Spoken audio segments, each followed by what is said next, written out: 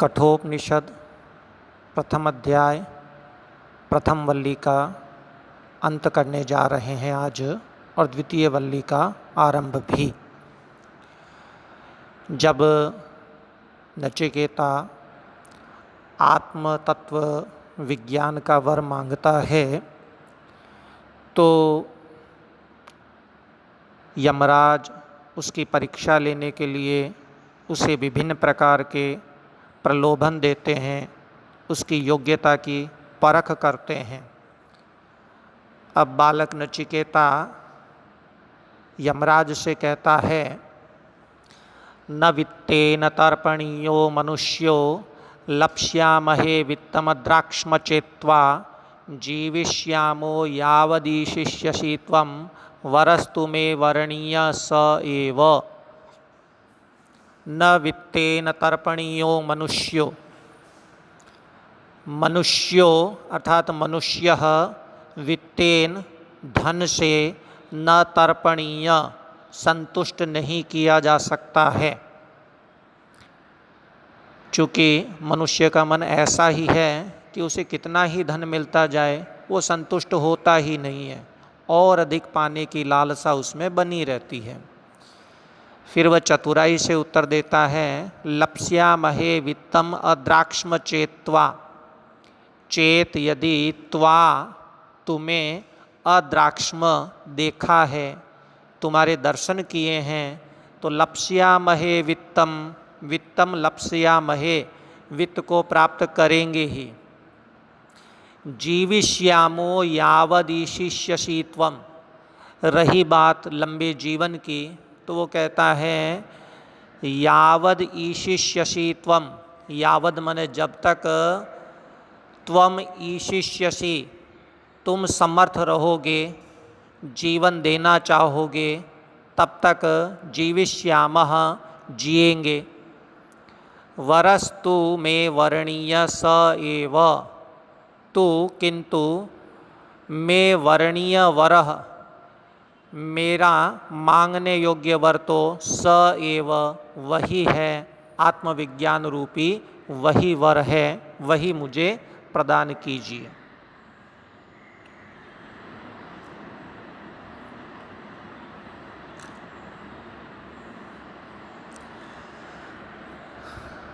पुनः नचिकेता कहता है कि कौन ऐसा समझदार होगा जो लंबे जीवन में रमण करेगा, प्रेम करेगा। अजीर्यताम अमृतानामुपेत्य जीर्यन मर्त्य क्वदस्थ प्रजानन अभिध्यायन वर्णरति प्रमोदान्नति दीर्घे जीविते को रमेत। अजीर्यताम अमृतानाम उपेत्य, अजीर्यताम जरावस्था को, वृद्धावस्था को प्राप्त न होने वाले, अमृता नाम मृत्यु को प्राप्त न होने वाले देवों को उपेत्य प्राप्त करके, उनकी संगति को पाकर के, क्वधस्थः को यानी पृथ्वी, पृथ्वी जैसे अधस्थ अधलोकों में स्थित रहने वाला, अधलोकों में रहने वाला, जीर्यन वृद्धावस्था को प्राप्त होने वाला, मर्त्यः मनुष्य मृत्यु को प्राप्त होने वाला, प्रजानन जानता हुआ कि ये सभी वस्तुएं जो आप मुझे प्रदान करना चाह रहे हैं वो नश्वर हैं, यह जानता हुआ, वर्णरति प्रमोदान अभिध्यायन, और वर्ण यानी सौंदर्य, रति यानी क्रीड़ा, और प्रमोद यानी आनंद, इन सब पर अभिध्यायन विचार करता हुआ कि ये सब क्षणिक हैं, थोड़े समय के लिए रहने वाले हैं, इन सब पर विचार करता हुआ को कौन, इन पर विचार करने वाला कौन, अति दीर्घे जीविते, अत्यंत दीर्घ अत्यंत लंबे जीविते जीवन में रमेत रमण करेगा, प्रेम करेगा।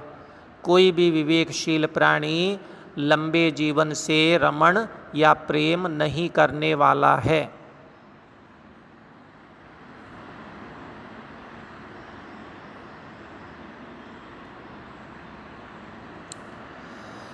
इसलिए नचिकेता पुनः अपनी दृढ़ता दिखाते हुए कहता है, यस्मिन्निदं विचिकित्सन्ति मृत्यो यत् सांपराये महति ब्रूहि नस्तत् योऽयं वरो गूढ़मनुप्रविष्टो नान्यं तस्मान्नचिकेता वृणीते। मृत्यो, हे मृत्युदेव, यस्मिन, जिस, महति, महान, सांपराये, प्रयोजन में, जिस महान प्रयोजन के विषय में, जिस महान प्रयोजन यानी आत्म तत्व के विषय में, यत जो, इदम यह, जो यह, विचिकित्सन्ति, संदेह करते हैं कि आत्म तत्व मृत्यु के बाद रहता है या नहीं रहता है, जो ये संदेह करते हैं, तत् वही नह हमें ब्रूहि मने बताएं, वही हमें बताइए।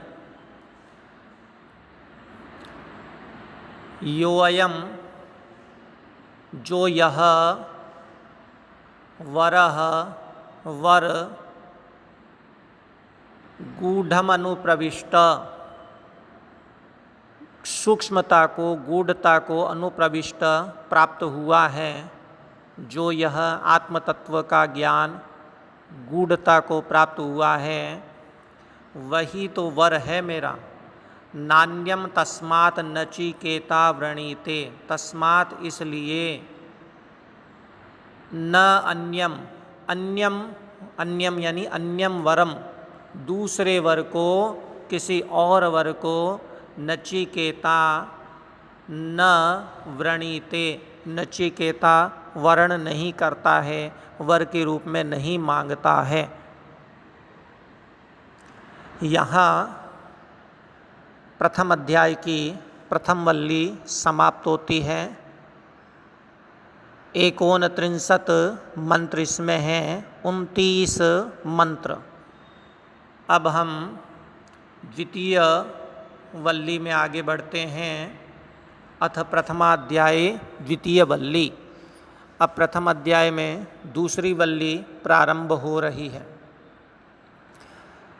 यमराज आत्मतत्व का ज्ञान देते हुए आरंभ कर रहे हैं। वो बताते हैं, अन्यच्छ्रेयो अन्यदुतेव प्रेयस्ते उभे नानार्थे पुरुषं शिनीत ततो श्रेय आददानस्य साधु भवति हीयते अर्थाद य उप्रेयो वृणीते।